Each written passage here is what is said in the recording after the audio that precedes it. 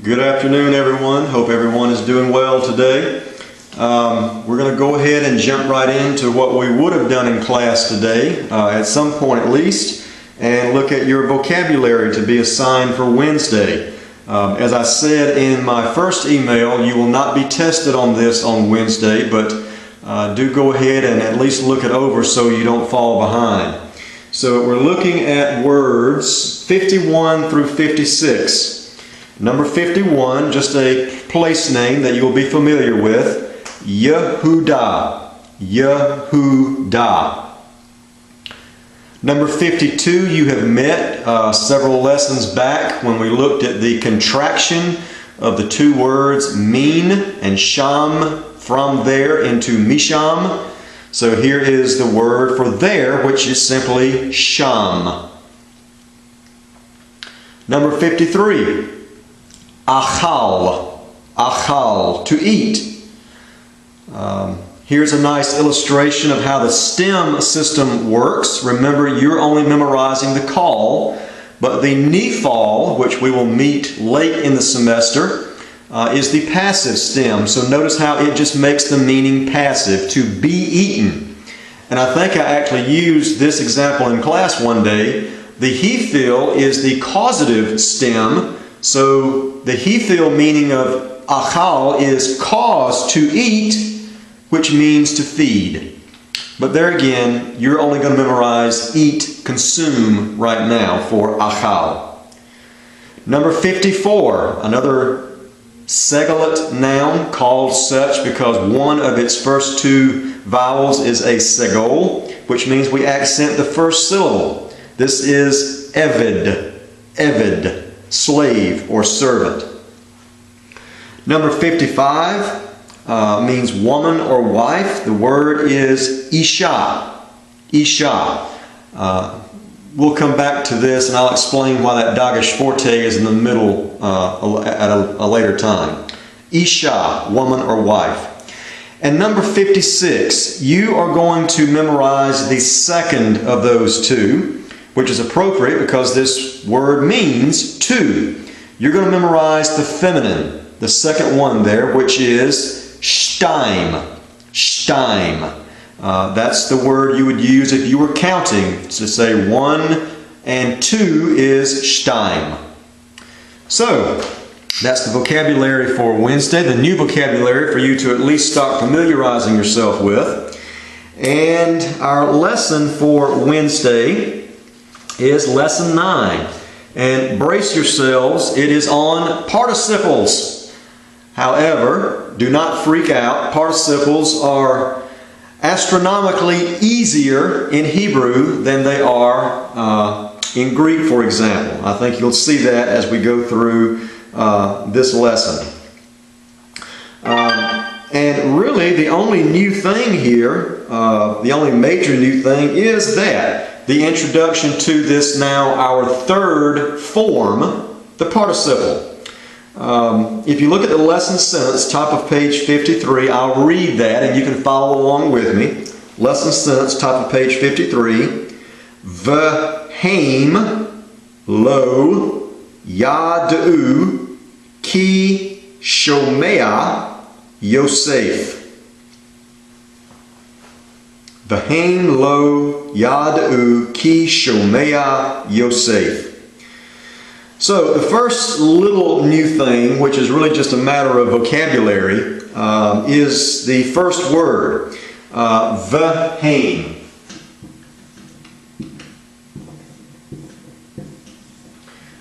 Two parts here.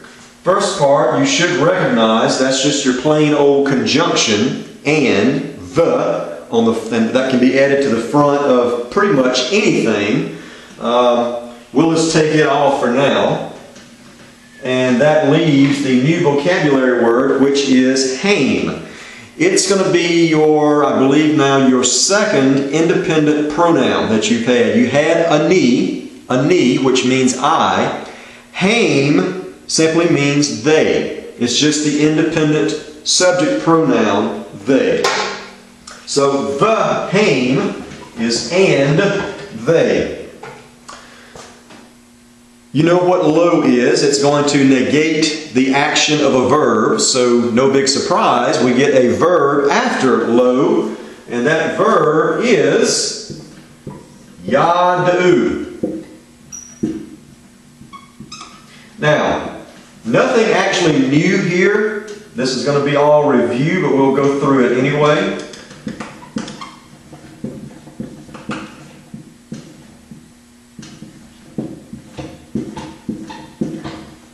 There we go. Let's see, I think that's showing up all right.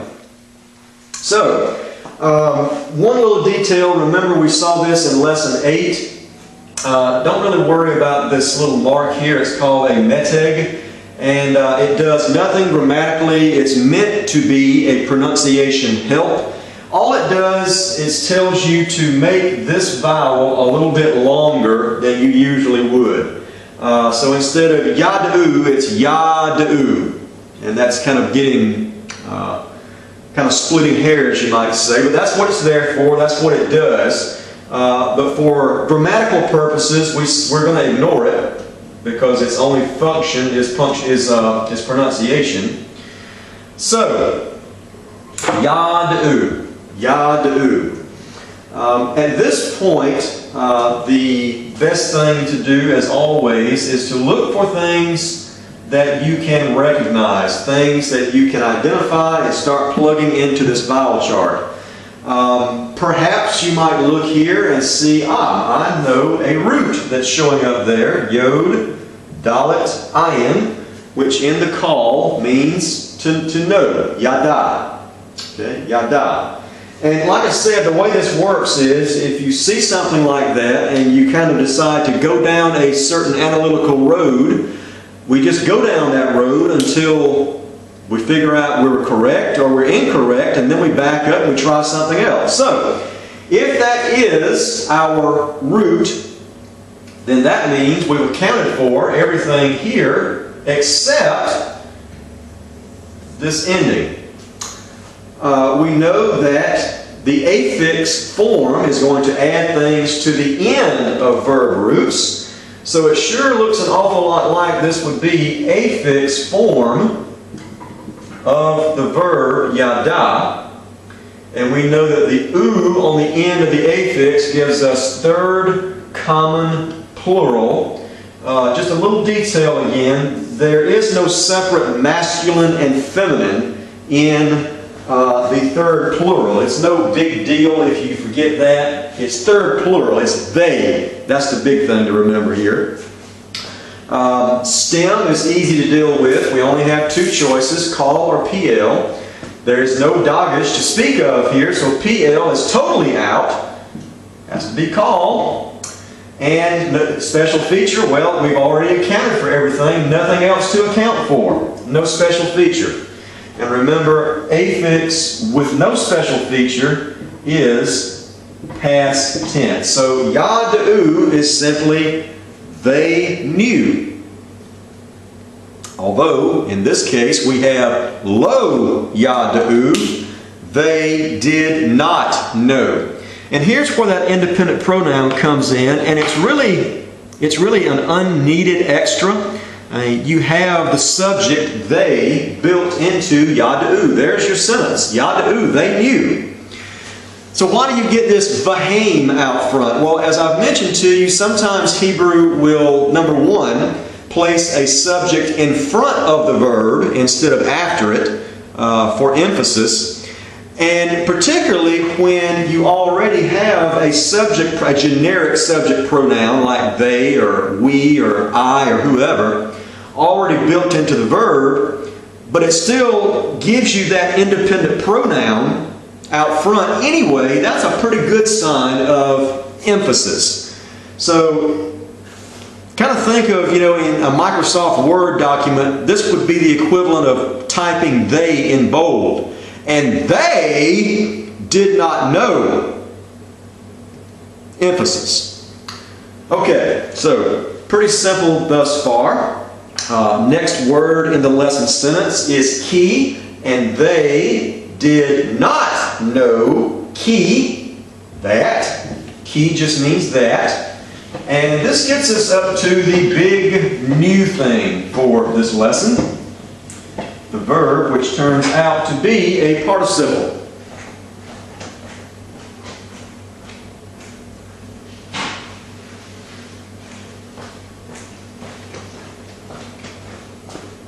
Get some board cleaner here.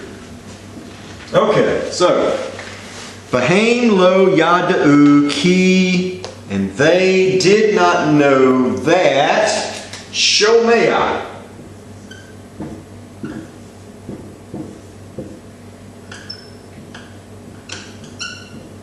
All right.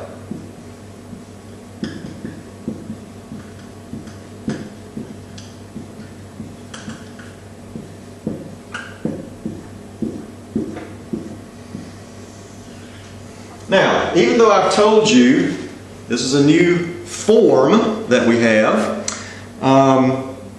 we can still go in and see what we do know about this verb from the outset. Hopefully you recognize, oh, there is a root that I know. I see Shin, Mem, Aleph, which hopefully you remember in the call means to hear or listen to. So we can go ahead and say that much about the verb. Next, we can go ahead and take care of the stem. Still two choices, call or PL. I don't see a Dagesh Forte anywhere. Sounds like PL is out, so this must indeed be a call verb. In fact, it is. The only letters we have are the root letters, and the only special features that we have seen require the addition of letters, like a vav out front for a vav conversive or a vav reversive. I don't see a vav added anywhere, which means it looks like we don't have any special feature. So we're kind of narrowing it down here to what's going to wind up being new. Now, if you had just looked at this word last week and I'd said, just guess at what this is, just based on what you knew up to that point, you'd probably said affix, because you'd said, okay, I've got my root letters, nothing is added, and I know an affix 3ms doesn't add anything, so hey, maybe this is affix, which would have been a good guess based on what you knew. But remember, a call affix verb,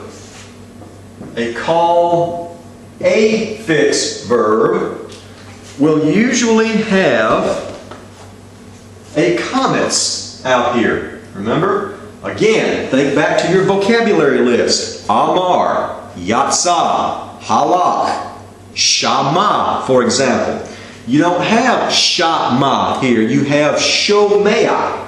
So there's a clue that the form is not affix. That's what's changed here, the form. And the form that we have here, as I already clued you to, is the participle. That's the third. We only have a total of 5 forms. Affix, prefix, participle, and we have yet to meet the infinitive and the imperative. That's it, 5 forms. So we're already 3 into that bunch, the participle. So, how do we know this is a participle? Well, I already alluded to, hey, these vowels have changed pretty dramatically. That's your clue. And the good thing is, it's a very simple and easy clue. It's the O-A vowel pattern. The O-A vowel pattern on those 3 root letters is what tells us that it's a participle. Again, as opposed to just shama, those verbs, vowels that you would expect with a call affix. This is a call participle with the O-A vowel pattern. Okay? Participle. Now, participles only have gender and number. They do not have person. In other words, a participle does not have the subject built into it, so to speak, the way affix and prefix does, right? Shama is a sentence, subject and verb. He heard, Shama. But Shomea, participles, that's not the case. So participles will only have gender and number. And when you have, as we do here, only the root letters, we have the masculine singular. Okay? What we're going to see is that participles kind of act like verbs and nouns at the same time. And so what you already know about nouns is going to start coming into play with participles. Guess what you would see on the end of this if it were a masculine plural participle? The exact same thing as you would see on the end of a masculine plural noun. Eem. That eem ending. That's a masculine plural noun ending. That's also going to be the masculine plural ending for participles. But in the absence of that, just like with any old noun, in the absence of eem, we have not masculine plural, we have masculine singular. Alright? Now remember I said no person here, only gender and number. Which means if a participle is to have a subject, it has to be supplied externally. So, if we look at the very next word, we see happily that we do have a possible subject, a proper name, Yosef. Now you may think, it's another participle. I see the OA vowel pattern. Well, it's coincidence only. That simply is the spelling of the name of Joseph. I might mention in class what that name might possibly mean. But for now, let's not worry about that. That's just the name Joseph. And so Joseph, I think you would agree, is masculine singular. And we have a participle that is masculine singular. So that works great. Joseph can actually serve as the subject of Shomea. So if we take just the last two words of that lesson sentence, it would be Joseph was listening. Now, why did I take past tense for was, and where did was even come from? Well, again, you kind of, for one thing, the tense, there is no tense. There is no specific tense for participle. Like we had for affix and prefix, depending upon whether there's a special feature or not. It's this tense, it's that tense. Not the case. In much the same way that participle does not have person, participle does not really have tense in the same way, the same sense that affix and prefix does. If you have to go with a default, you might say, go with present. If there is such a thing, a default tense for participle would be present. However, if another verb in the sentence nearby has a different tense, the participle will tend to assume the tense of that verb. So think to the verb right two words before it, yad'u, past tense. So that's why I took on a past tense sense for Shomea. Joseph was listening. And again, this is one of those times when we just need an English auxiliary verb to express what the Hebrew is doing. We're not artificially adding something that's not in the Hebrew. It's just to express that phrase, Shomea, Yosef, in English, and to express that past tense that it absorbs from the other verb, that affix verb, we need the English auxiliary verb to be. Although, of course, here in the past tense, was. Joseph was listening. So, the whole lesson sentence, and they did not know that Joseph was listening. Okay? So there's your intro to the participle. Now, there's more to be covered about the participle, which we'll actually get to some of that here in just a moment. But that's the basic nuts and bolts of it. Like I said, it's not the complicated creature it is in Greek. It is actually fairly straightforward and practical and utilitarian in Hebrew, which is actually quite true of the Hebrew language when you get right down to it. Now, if you look with me in your textbook on page 54, that gets more into what I alluded to earlier of how participles can really act like nouns just as much as they can verbs. In fact, you can have a participle acting as a noun and thereby serving as the subject of another verb. So look down with me about 2/3 of the way down, page 54, and look at that little sentence. And particularly look at the middle word. It's the same participle we have in the lesson sentence, shomea, but notice that something has been added. In that particular instance, you don't have only shomea, you have, this extra out of the way, you have there ha shomea. Well, remember what ha is?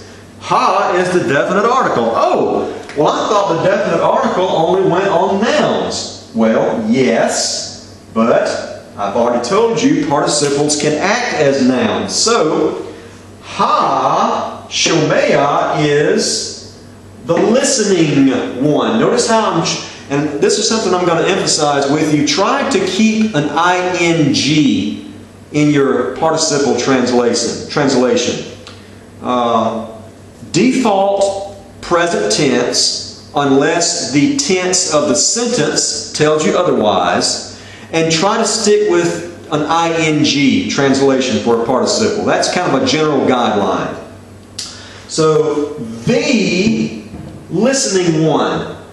Now, another way to do that is, as the book shows you there on page 54, the listener. The one who is listening, perhaps the one who was listening, if the tense of the sentence suggests that. But the point is, this shows you how a participle can act as a noun. You can have the definite article on it. The listening one. Guess what? This can also, I think we would agree it's masculine singular here. It could become masculine plural. Ha, sho, ma'im. We put that masculine plural noun ending on it, and suddenly we have a masculine plural participle. The listening ones. The ones who are listening, or who were listening.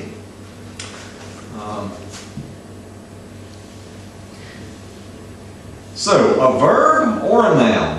And this noun, as I said, can actually act as the subject of a verb. That's what that is showing you in the middle of page 54 there. Yosef, hashomea, diber. It's really Yosef and hashomea acting as the subject. Joseph, the listener, spoke. The hashomea is in fact part of the subject. In fact, you could erase Yosef and still have a sentence with ha-shomea as the subject. Cover up Yosef on page 54, 2/3 of the way down. Ha-shomea diber. The listening one spoke. There's your sentence with ha-shomea as the subject. And just a little footnote here, it just occurred to me, I didn't talk about this vowel, but we've seen this before. It's called a furtive patak. It's just meant to help your pronunciation when you have a guttural on the end of a word like this. It has nothing to do with this being a participle. It has nothing grammatical, no grammatical function. It's just meant to help get your mouth open, remember, to pronounce that ayin, although we can't do that, so it doesn't really help us much, but that's why it's there. But participle with or without that furtive patak. The big thing is that OA vowel pattern. Shomea. OA participle. Okay, so Unfortunately, there is a side road that we need to take now. So far, so good, right? Everything pretty simple, pretty straightforward. Hey, OA vowel pattern on all these verbs I've been memorizing. Participle, easy. At this point, we're going to have to start dealing on their own terms with the hollow verbs. Verbs like bow. And we'll just use that as our model verb, if you will. What I'm about to tell you is covered in part over on page 55 under the section 9.5. I've sort of alluded to this a few times but never got real specific about it. I've told you many, many times now, the verbs that you memorize in your vocab list, like Amar and Halak and Yatsa and Shama and all those are actually called third masculine singular affix. Right? Shama, he heard. But I've mentioned a couple times, well, yeah, that's true, except for the hollow verbs. So now it's time to tell you more about that. A hollow verb, like bow, that, as it is in your vocab list, is not affix 3ms. It is call, but it is not affix 3ms. You don't know this yet, at least not before Wednesday, because we're going to infinitives on Wednesday. But this technically is the infinitive, the call infinitive construct. Now that doesn't make much sense to you right now. Just go with me. Trust me on that. That is the call infinitive construct. And again, that's what shows up in the dictionary, in the vocab list, because that particular combination is what shows us what we want to see in the vocab list for a hollow verb. Both consonants and the hollow middle. So go with me on that for right now. File it away. More on that on Wednesday. What I do need you to absorb now, however, is that, well, if this isn't the call affix, then what is? Well, that's what I'm going to show you. The call affix, in other words, if we wanted to say he entered, how would it look? Now this is brand new. Here's how it would look. The call affix 3ms of this verb is ba. Now, if you think about that for a moment, it shouldn't be that surprising. Number one, it shouldn't be too surprising that this hollow middle has dropped out. But more importantly, for a call affix verb, remember, we do expect to see a comments out front on that verb. So that's keeping in pattern with what you know thus far about call affix verbs. So really not that surprising. Ba is he entered. Okay? He entered. Now, here comes the wrinkle. Unfortunately, ba, exact same thing, that is also the call participle. Masculine singular of that verb. In other words, the call masculine singular participle and call third masculine singular affix of hollow verbs is identical. It's the same thing. So ba could literally be he entered, or it could be entering. If I gave you just that verb, ba, and said, parse this, you would have to fill up two charts for me. One that said root is bow, call, affix, 3ms, no special features. The other one that said root is bow, call, participle, masculine singular, no special features. By the way, a special feature for the participle, a common one is the definite article, like I was showing you earlier. If there is a definite article added to a participle, that is a special feature. Obviously, we don't have that here. So, the question, of course, becomes, well, okay, if it can be either, how in the heck do I know which one I got? By the way, the book refers to this as the ambiguous form. We know it's a verb form, but it's ambiguous because we're not sure which one it is just on the surface. But it's not too hard to figure it out. And that's what's covered in 9.5a. 9.5a basically says, all right, here you go. If you have this ambiguous form, let me just kind of clean this up and start over here. You got this ambiguous form. A hollow verb which has showed up like this. You have ba. We're just going to say this is, it's ambiguous because we don't know what it is. It's ambiguous. Here's how you tell whether it is affix or participle. Call is obvious, right? Nothing PL about that. That's easy. The big thing is what form is it? Is it affix? Is it participle? Number one, if you have this ambiguous form combined in a sentence, particularly nearby, with another participle. In other words, if this is used in a sentence very close by to another word that is clearly a participle, like shomea, for example, chances are this is going to be a participle. And go with that and see if it works. That'll be your best bet. And it's usually correct. Okay? If it's used with another participle, another word that is clearly a participle, chances are this is a participle, not affix. Number two, if this ambiguous form is used with an independent subject pronoun. Now, why does that make sense? Well, remember, affix doesn't need an independent subject pronoun to have a subject. It's built in. Shama is he heard.